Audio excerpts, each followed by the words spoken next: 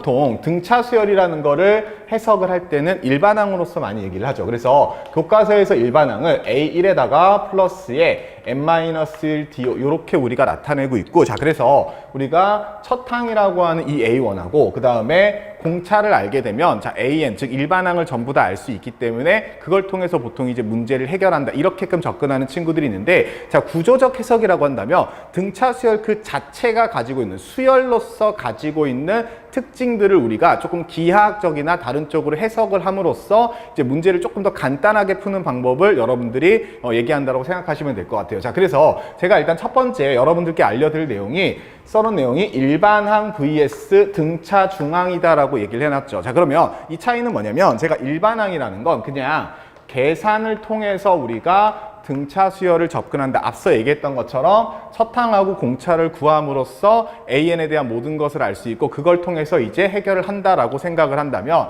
등차 중항이라는 게 바로 뭐가 될 거냐면, 자 구조적 해석의 핵심이 되는 내용이다라고 생각을 하시면 될 것 같아요. 자 그러면 일반항과 등차 중항이 어떤 차이가 있는지를 한번 볼게요. 자 일반항이라고 한다면 보통 우리가 A1이 있고, 자 A2가 있고, 그 다음에 A3이 있고, 자 요렇게 있다라고 했었을 때 등차 수열 자체가 D만큼이 더해지는 수열을 우리가 등차 수열이라고 하잖아. 자 그러면 이게 어떤 내용인 거냐면, 지금 A2나 A3, A4 그 뒤에 있는 항들을 바라볼 때 우리가 첫 번째 항을 기준으로 다른 항을 바라보겠습니다. 이게 일반항의 의미다라고 생각을 하시면 될 거야. 자 그러면 등차 중항이라는 건 뭐냐면, 자 우리가 배웠던 게 자 AN이 있고, 자 A에 n 플러스 1이 있고, 자 A에 n 플러스 2가 있다라고 했었을 때, 자 등차 중항이라는 건 2에 an 플러스 1이 바로 뭐가 된다? an에다가 더하기 an 플러스 2가 된다. 이게 바로 우리가 알고 있는 등차 중항이잖아요. 그치? 자 그러면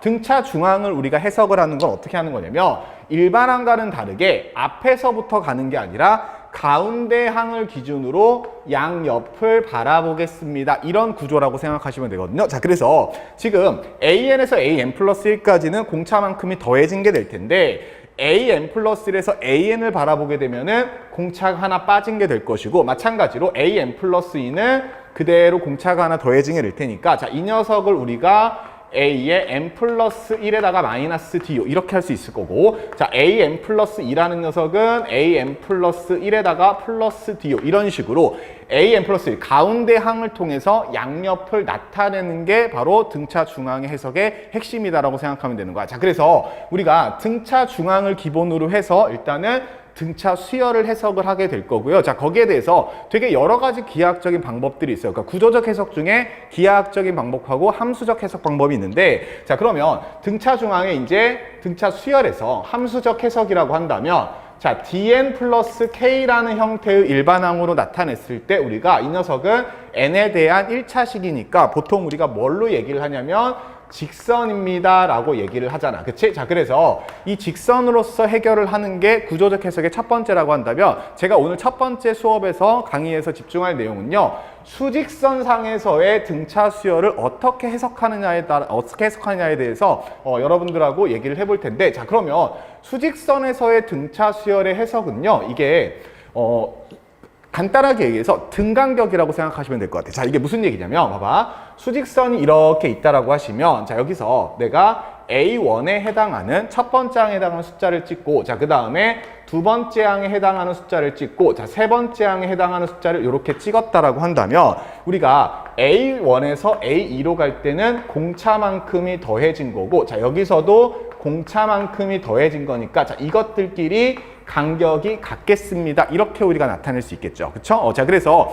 수직선상에서 나타내게 된다면 우리가 앞서 중학교 때 공부했었던 뭐 중점의 원리라든지 내분점 또는 외분점의 원리라든지 이런 것들을 이제 이용을 할 수가 있거든요. 자, 그러면 수직선에서 이용을 하기에 가장 대표적으로 좋은 게 뭐냐면, 우리가 이따 문제에서 이제 만나보게 될 텐데 절대값이에요.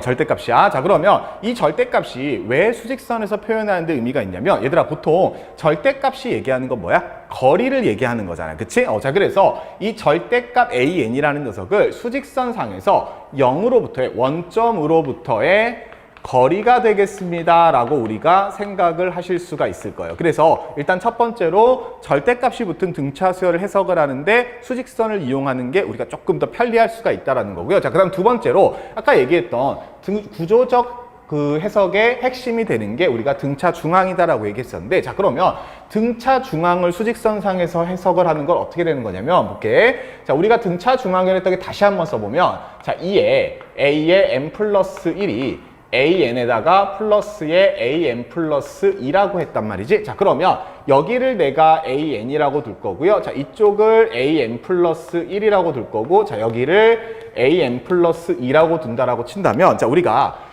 2를 이렇게 양쪽으로 나눠버리게 되면 무슨 의미가 있냐면 an과 an 플러스 2의 중점이 바로 뭐가 되겠습니다? an 플러스 1이 되겠습니다. 이렇게 얘기할 수 있지. 그치? 자, 그래서 얘네 둘의 간격이 같기 때문에 자, 이 두 녀석의 중점이 바로 뭐가 되겠습니다? an 플러스 1이 되겠습니다 라고 우리가 나타낼 수 있는 거고, 자, 이게 수직선상에서의 등차 중앙의 의미다라고 생각하시면 될 거예요. 자, 그래서 지금부터 이제 문제를 몇 개를 좀 풀어볼 텐데, 자, 우리가 웬만하면 다른 방법이 가능하긴 할 거야. 하지만 최대한 구조적 해석, 그 중에서도 수직선상에서 해석하는 걸 좀 연습을 해보도록 할 거고요. 자, 그러면 지금부터 이제 문제를 좀 풀러 가볼게요.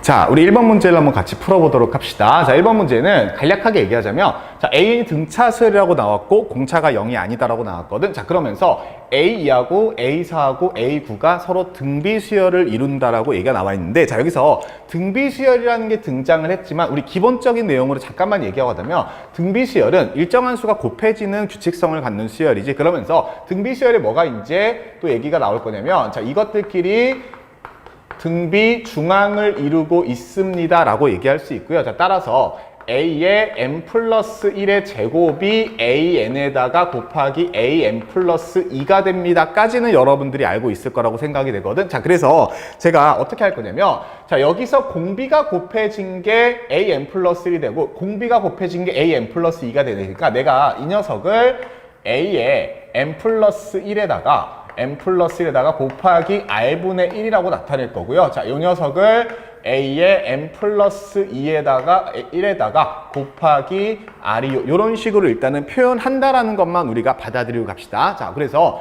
우리가 어쨌든 주어진 an이 등차수라고 했잖아. 자, 오해하시면 안 되는 게 지금 쌤이 여기서 썼던 an은 일반적인 등비수열에 대한 얘기를 한 거고, 지금 이제 문제에서의 an을 한번 볼 텐데, 자, 그러면 여기서 주어진 AN은 등차수열란 말이지. 뭐가? A2, A4, A9가 그대로 순서대로 등비 수열을 이루고 있는데 각각의 항은 수열 AN은 등차수열이다 이런 얘기잖아요. 자, 그러면 제가 이걸 어떻게 풀 거냐면 수직선상에서 한번 나타내 볼게. 자, 수직선에서 보시면, 자, 여기에 A2가 있고 그 다음에 여긴가에 뭐 A3이 있다라고 치고, 자, 여기에 A4가 있고요. 자, 쭉 우리가 가서 여기에 A5, 그 다음에 A6, 그 다음에 A7하고 A8이 이렇게 있다라고 하고요. A9까지 쭉 가보도록 할게요. 자, 그러면 지금 얘네들은 A에는 등차 수열이니까 당연히 전부 다 간격이 어떻겠어? 다 같을 거란 말이지. 그치? 자, 그러면 A2하고요. 자, A2하고 A4하고 A9가 이렇게 나와 있는데, 자, 우리가 A4를 어떻게 표현을 한번 해볼 거냐면, 지금 보시면 이 길이를 2다라고 두시면, 자, 이 길이가 몇이 나올 거냐면 5가 나오게 되겠지. 그치? 자, 그래서 하나, 둘, 셋, 넷, 다섯, 5가 나오게 될 테니까, 자, 어떤 관점으로 보겠다는 얘기냐면 A4를 A2와 A9의 2대5 내분점으로 한번 바라보겠다는 얘기거든. 왜? 수직선이니까 가능한 거잖아. 그치? 자, 그래서 수직선상에서 보자면 내분점이니까, 자, 2 더하기 5 하시면 7이 나올 거고요. 자, 그 다음에 5 곱하기 A2에다가 더하기 2 곱하기 A9가 바로 뭐가 되겠습니다? A4가 되겠습니다. 이렇게 우리가 표현을 할 수가 있을 거란 말이야. 그치? 자, 그런데 지금 이것들이 등비수열이다라고 했으니까, 자, 여기서 봤을 때 A2는 아까 우리가 봤던 것처럼 A4 곱하기 R분의 1이 될 것이고, 자, A9라는 녀석은 A4 곱하기 R이 될 테니까, 자, 그대로 우리가 한번 대입을 시켜버리시면, 자, 왼쪽에 있는 이 7분의 5A 더하기 2A9라는 녀석은요, 자, 7분의 5 곱하기 A4에다가 곱하기 R분의 1이 나올 것이고, 자, 그 다음에 이 A9라는 녀석은 2 곱하기 A4에다가 R이요. 요렇게 우리가 쓸 수 있겠지. 그치? 자, 그러면 지금 보니까 A4, A4, A4 전부 다 있으니까 얘를 약분을 시켜버리시게 되면요. 자, 우리가 알아낼 수 있는 게 양쪽에다 7 곱해볼게. 자, 그럼 R분의 5하고 플러스 2R이 뭐가 되겠습니다? 얘가 7이 되겠습니다. 이렇게 여러분들이 확인하실 수 있겠죠. 그쵸? 자, 그런데 지금 이 방정식을 풀어버리시게 되면 물론 R이 1이 되는 경우가 있는데 자, 문제에서 뭐라 그랬냐면 공차가 0이 아니라고 했단 말이지. 그치? 자, 그래서 여러분들이 또 다른 R을 구하시면 되는데 자, 이거 방정식을 푸는 건 직접 하실 수 있을 것 같고요. 자, R을 구하시게 되면 2분의 5가 되겠습니다. 라는 거를 여러분들이 확인하실 수가 있을 거예요. 자, 그래서 지금 공비가 2분의 5가 나왔고 우리한테 구하라는 게 6R이었으니까 답은 몇이 될 거냐면 15로 우리가 구할 수 있겠지. 그치? 자, 그러면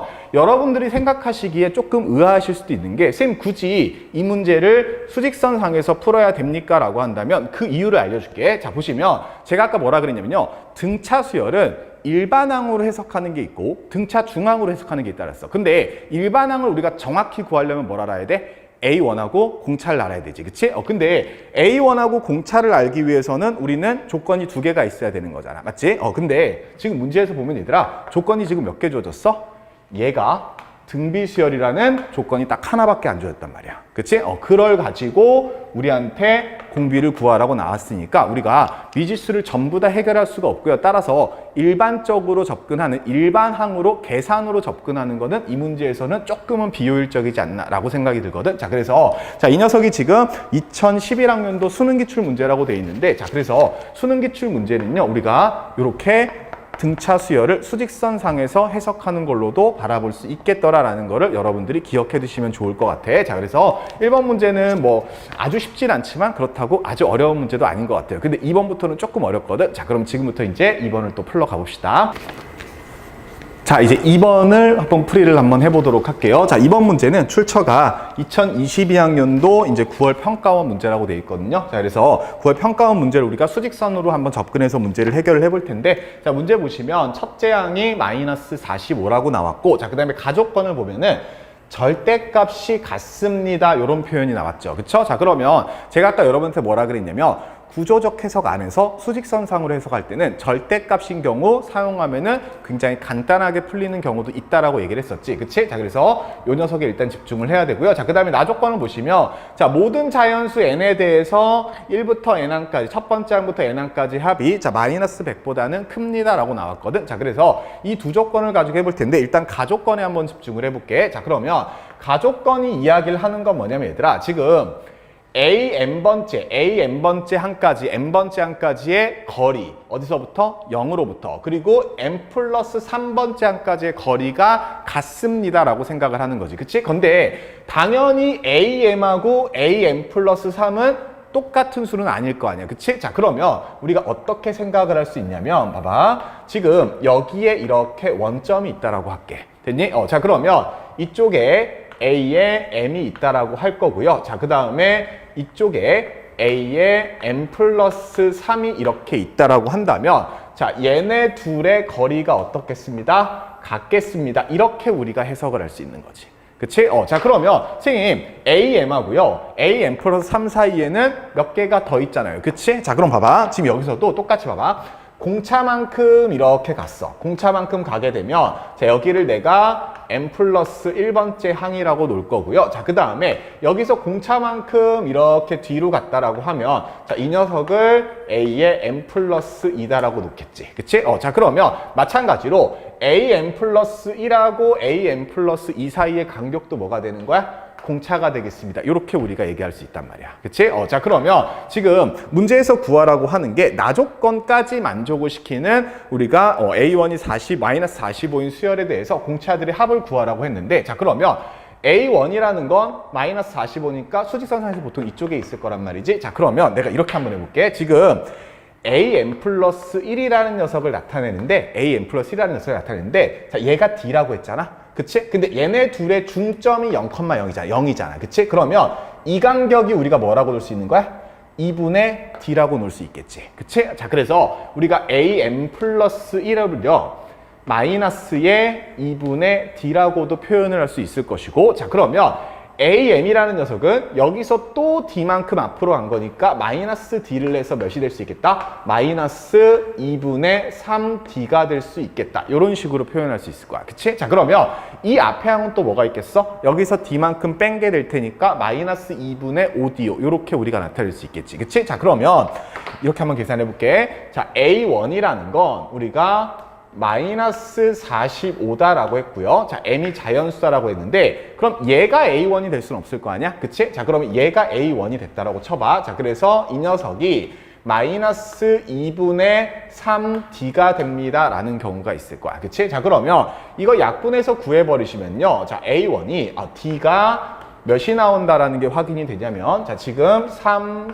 해서 15 나올 거고 자, 마이너스 2를 곱해버리니까 D가 몇이 나올 거냐면 30이 나온다라는 거를 확인할 수 있겠지. 그치? 자, 그래서 공차가 30이면은 조건을 만족하는 것 같아. 자, 그 다음에 여기가 A1이 아니라 앞으로 하나 더 간 게 A1일 수도 있겠지. 그치? 자, 그래서 결국에 A1이 마찬가지로 마이너스 45인데 자, 어떻게 될 수도 있을 거냐면 공차 한 번 더 뒤로 간 거 마이너스 2분의 5 D가 될 수 있을 것이고요. 자, 얘가 마이너스 45가 되겠더라. 그치? 자, 그러면 이것도 약분해서 나눠버리시게 되면 공차가 몇이 된다? 마이너스 18이 그냥 되겠습니다. 이렇게 할 수 있겠지. 자, 그 다음에 A1이 만약에 이번에는 공차 한 번 더 갔다라고 쳐볼게. 그래서 마이너스 2분의 7D라고 하게 되면요. 자, 여기가 마이너스 45가 될 텐데 얘들아, 그러면 지금 공차가 D라고 했는데 D가 뭐라고 했어? 문제에서 자연수라는 조건이 있잖아. 그치? 자, 그러면 얘를 통해서 D를 구했을 때는 지금 7이라는 녀석이 45의 약수가 아니니까 여기서는 공차를 구할 수가 없겠지. 그치? 자, 그래서 쭉쭉쭉 해서 우리가 공차를 구할 수 있을 텐데 자, 근데 문제는 뭐냐면 첫 항부터 n번째 항까지 어떤 임의의 자연수 n에 대해서의 합이 뭐보다는 커야 돼? 마이너스 100보다는 커야 된다라 그랬죠. 그쵸? 자, 그러면 D가 만약에 30이 되는 경우를 보시면 D가 30이면요. 자, 첫째 항은 마이너스 45가 될 거고 두 번째 항은 마이너스 15가 될 거고 세 번째 항은 15가 될 테니까 여기까지 더한 게 합의 최소값이 될 거고 당연히 마이너스 100보다는 크겠지. 이건 오케이. 자, 그 다음에 D가 만약에 18이 됐다라고 쳐봐. 자, 그러면 첫째 항은 마이너스 45가 되고요. 자, 그 다음에 두 번째 항은 마이너스 27이 될 거고요. 세 번째 항은 마이너스 9고 네 번째 항은 99 이렇게 나올 텐데 자, 마찬가지로 여기까지 더한 게 최소값이 될 텐데 당연히 더해도 마이너스 100보다는 더 큰 거 맞지? 그치? 자, 그래서 D가 30일 때하고 D가 18일 때 우리가 조건을 만족시키니까 48이 되겠습니다. 이렇게 할 수 있거든. 자, 그러면 쌤이 지금 뒤에 파트는 생략을 했는데 하나만 더 연습을 한번 해볼게. 자, D가 30하고 18일 때는 된다라고 했는데 또 어떤 경우를 여러분들이 생각을 하실 거냐면 자, 마이너스 45라는 첫 번째 항이요. 얘가 마이너스 2분의 5, 그 다음에 마이너스 2분의 7, 그 다음에 마이너스 2분의 9가 또 있을 거란 말이야. 그치? 얘가 그래서 마이너스 2분의 9의 D가 됐다라고 한번 해볼게. 자, 그러면 여기서 구할 수 있는 D는, 2분의 9. 자, 그럼 여기서 구할 수 있는 건 D가 몇이 됩니다야? 10이 됩니다. 이렇게 우리가 찾아낼 수 있겠죠. 그쵸? 자, 그러면 D가 10이 되는 경우라고 한번 보시면, 자, 마이너스 45, 그 다음에 마이너스 35, 그 다음에 마이너스 25, 마이너스 15 이렇게 했는데 이미 여기서 뭐가 보다 작아져 버려? 마이너스 100보다 작아져 버리게 돼 있죠. 그쵸? 자, 그래서 D가 10일 때는 자연수 조건은 만족하지만 나 조건을 만족을 시키지 않기 때문에 D는 10이 될 수가 없겠습니다. 이렇게 얘기할 수 있는 거고요. 따라서 조건을 만족시켜주는 D는 30하고 18 두 개밖에 안 되겠다라는 거야. 그치? 자, 그래서 이 문제도 마찬가지 절대값이라는 걸 수직선상에서 0으로부터의 거리로서 해석을 해서요. 중점으로 있다는 우리가 문제를 접근을 했거든요. 자, 그래서 자, 이번 문제 9월 평가원 2022년 9월 평가원 문제였는데 자, 이 녀석도 수직선에서 접근이 가능하더라라는 거를 여러분들이 학습을 해놓으시면 좋을 것 같아. 자, 그러면 자, 이번 문제는 여기서 마무리를 하고요. 자, 마지막 3번 문제 풀러 가봅시다.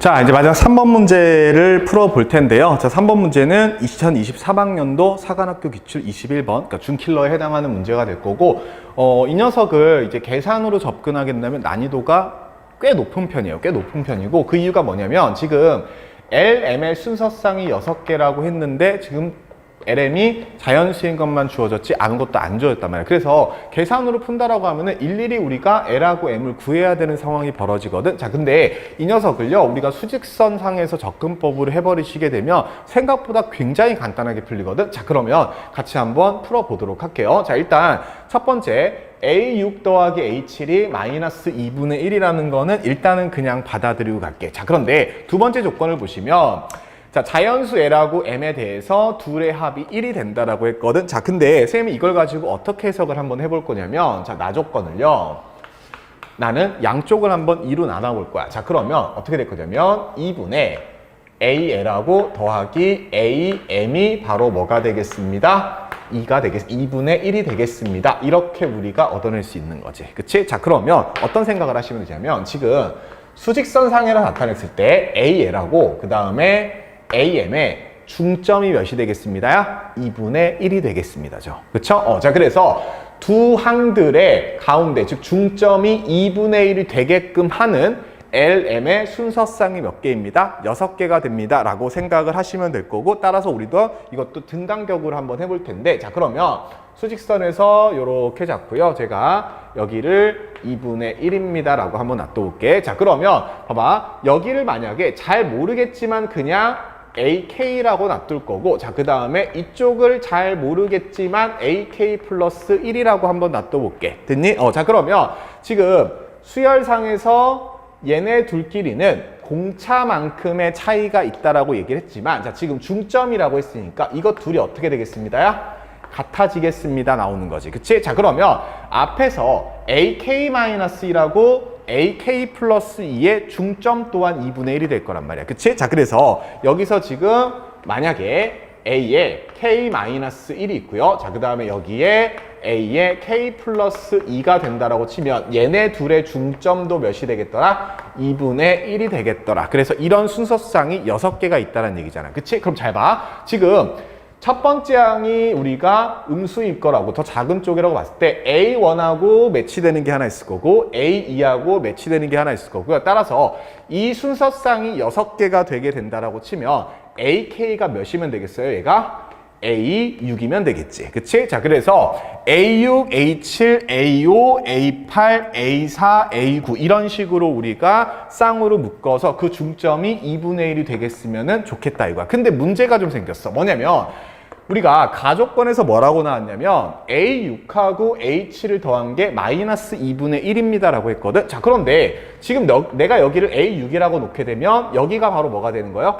A7이 되는 거잖아. 그치? 그러면 A6하고 A7을 더해서 2로 나눈 게 2분의 1이 되니까 얘네 둘의 합은 몇이 돼요? 2가 1이 되는 거 맞지? 그치? 그래서 가족권의 위배가 되잖아. 그렇죠? 그러면 이제 이 녀석을 그럼 어떻게 해석해야 된다는 얘기냐면 다시 한번 그려볼게. 자, 이렇게 수직선이 있을 때요. 자, 얘가 2분의 1인 거야. 자, 2분의 1이 있고요. 이 녀석을 내가 A, K라고 놓는다라고 하면 얘가 바로 뭐가 되냐면 A의 K 플러스 1이 되고요. 자, 그 다음에 요 녀석이 바로 A의 K 플러스 2가 됩니다. 이런 식으로 우리가 해석을 할 거예요. 오케이? 자, 그러면 지금 AK 플러스 1은 그 자체로 2분의 1이 되는 거고, 자, 이것들끼리 마찬가지 등간격이 될 테니까 중점이 몇이 되겠습니다? 2분의 1이 되겠습니다. 그러면 아까와 같이 이런 순서쌍이 6개가 있고 싶다라 그랬지. 그치? 자, 그러면 1, 2, 3, 4, 5 해서 자, AK가 몇이 되면 될 거냐면 A6이면 될 거고, 자, 그 다음에 AK 플러스 2가 몇이면 되는 거야? A8이면 되는 거. A7은 어디에 있다? 딱 가운데, 즉 2분의 1이 된다. 이렇게 우리가 해석을 하게 되면은 나조건의 위배가 되지 않지. 그치? 자, 그래서 이렇게 생겨 먹었다라고 생각을 할 텐데, 자, 그러면 가족권까지 맞춰서 생각을 해 보니까 A6하고 A7하고 더한 게 몇이라고 했냐면 마이너스 2분의 1이에요. 그럼 봐봐 얘들아, 지금 A7이 2분의 1이라고 했거든? 그치? 자, 그러면 A6은 몇이 되는 거야? 당연히 마이너스 1이 되겠지. 그치? 자, 그래서 여기서 A6은 마이너스 1이 되고요. 자, 그 다음에 공차가 몇이 되는 거야? 얘가 마이너스 1, 얘가 2분의 1 하니까 공차는 2분의 3인 등차 수열이 되겠습니다. 라는 거를 우리가 확인하실 수 있겠지.